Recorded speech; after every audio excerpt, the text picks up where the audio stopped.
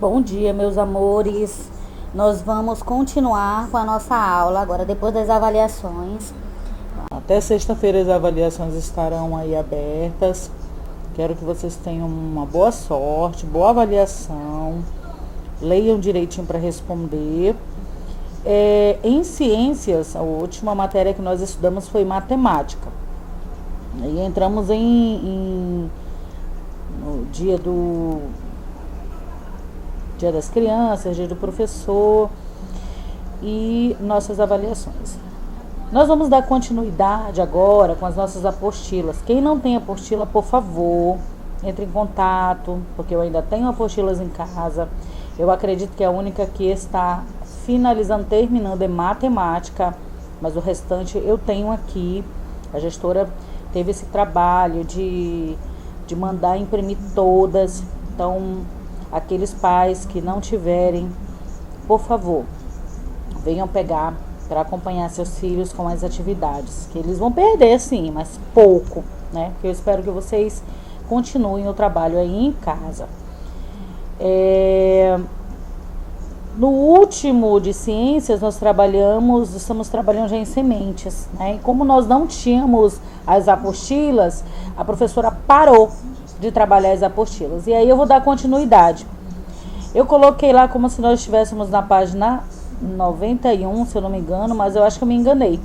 Então nós vamos continuar aqui com a página 25, que são as características dos seres vivos. Nós trabalhamos as fases de vida do ser humano, trabalhamos animais também, foi pouco, e nós vamos quase que fazer uma revisão. Eu posso colocar algum vídeo, alguma coisa para animar, para fazer um trabalho melhor, né, uma aula melhor. E aí vocês peçam para que as crianças pesquisem também, que eles busquem seu conhecimento. Às vezes a gente fica em dúvida, mas a internet está aí para tudo, né? Para as coisas boas e para coisas ruins. Então, é melhor usar para coisas boas, para seu autoconhecimento.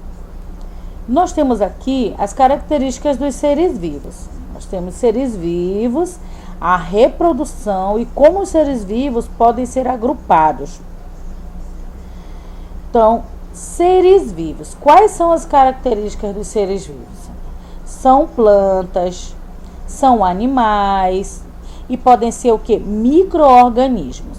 Os seres vivos nascem, respiram, alimentam-se, crescem e podem se reproduzir e morrer.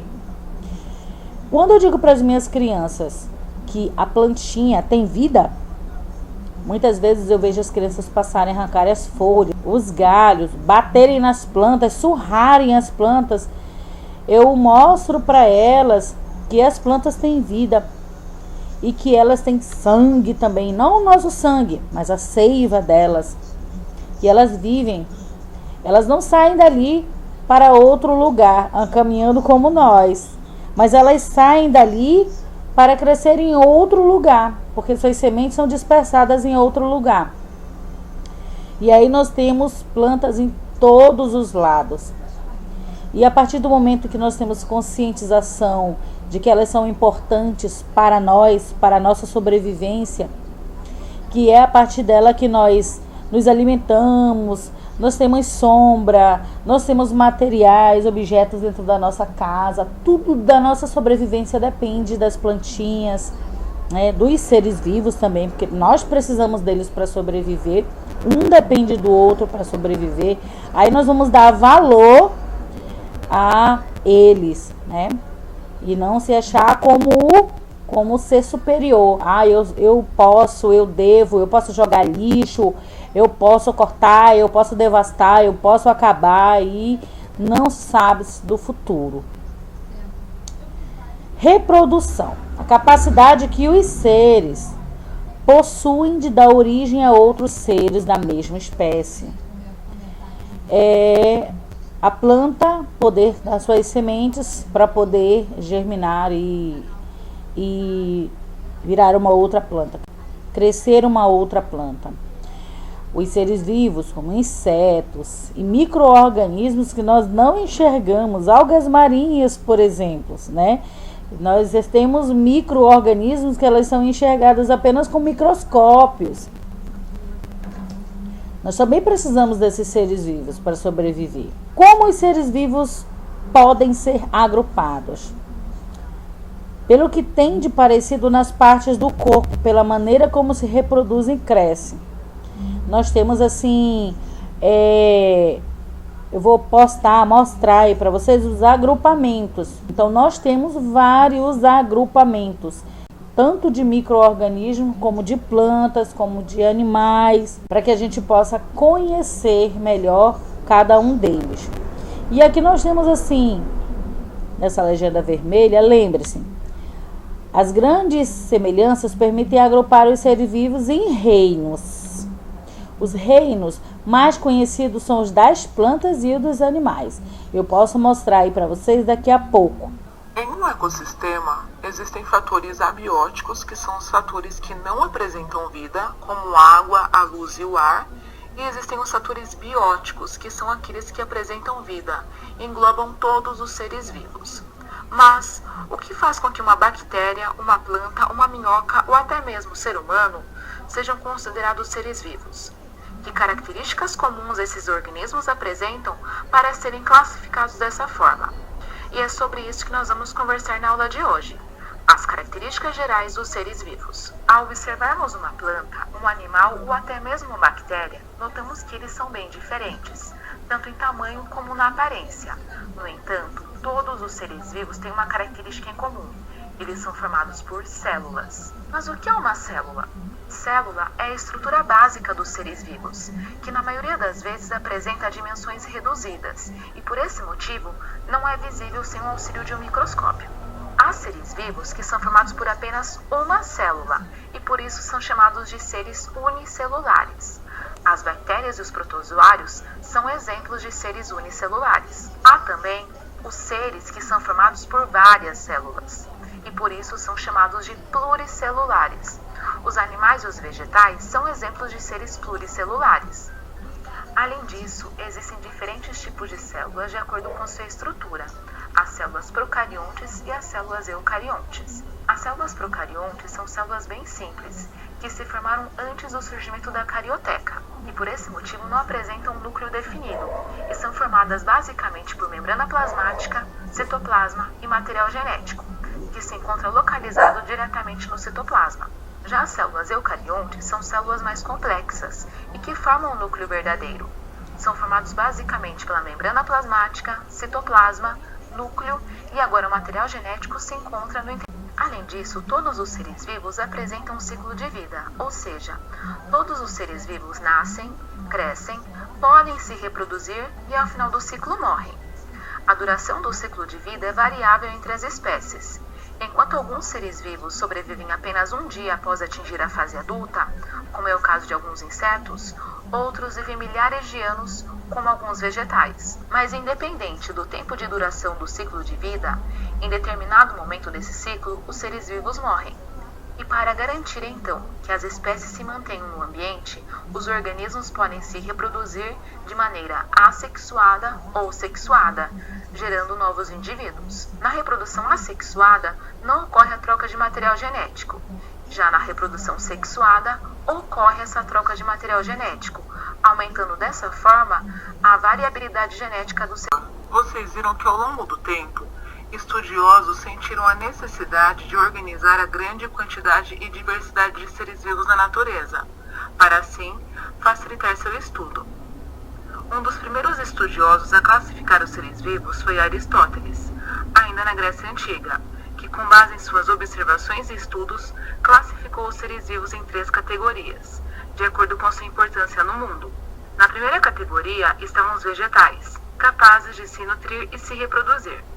Na segunda categoria estão os animais, que além de buscar seu alimento e se reproduzir, apresentam sentidos. E na terceira categoria está o ser humano, que além das características descritas para vegetais e animais, apresentam raciocínio. Porém, à medida que novos estudos são realizados, a classificação dos seres vivos pode ser modificada, e hoje existem diferentes tipos de classificação aceitos.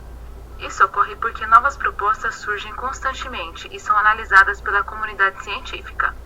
E então, na nossa aula de hoje, vamos estudar uma dessas propostas de classificação, que é os 5 reinos dos seres vivos, que leva em consideração as características anatômicas, fisiológicas e a história evolutiva das espécies. Vamos lá então. O primeiro reino dos seres vivos é o reino das bactérias, que é formado por seres vivos muito simples e microscópicos. Esses seres são procariontes, unicelulares, ou seja, formados por uma única célula e podem ser produtores ou consumidores. Temos também o reino dos protoctistas, formado por seres eucariontes de estrutura simples que podem ser formados por uma ou mais células. Alguns são consumidores, como os protozoários, e outros são capazes de produzir o seu próprio alimento, como as algas. O próximo reino é o reino dos fungos. Esse reino é formado por seres vivos eucariontes, uni- ou pluricelulares e consumidores por absorção, ou seja, para obter o seu alimento, absorvem os nutrientes da matéria orgânica. Um exemplo desse grupo são os cogumelos. Já o reino das plantas é composto por seres vivos eucariontes, pluricelulares e que produzem o próprio alimento pelo processo da fotossíntese. E o nosso último reino é o reino dos animais, que é o reino que apresenta a maior diversidade de seres vivos. É composto por seres eucariontes, pluricelulares e consumidores, ou seja, que se alimentam de outros seres vivos. Os seres vivos desse reino podem ser invertebrados, como os insetos, e vertebrados, como as cobras, as aves, os leões e o próprio ser humano. E esses são então os 5 reinos dos seres vivos. Agora é com vocês. Bons estudos, pessoal. Até a próxima aula. Aí nós temos aqui a questão número 1. Complete as frases, preenchendo os espaços com as palavras do quadro. Nós temos origem, espécie, alimentam-se, reproduzir, crescem, reprodução, respiram, plantas, animais. Aí você vai completar aqui as frases. Nós temos a, B e C. Está assim. Os seres vivos nascem. Que mais? Elas o quê? Elas animais? Elas respiram?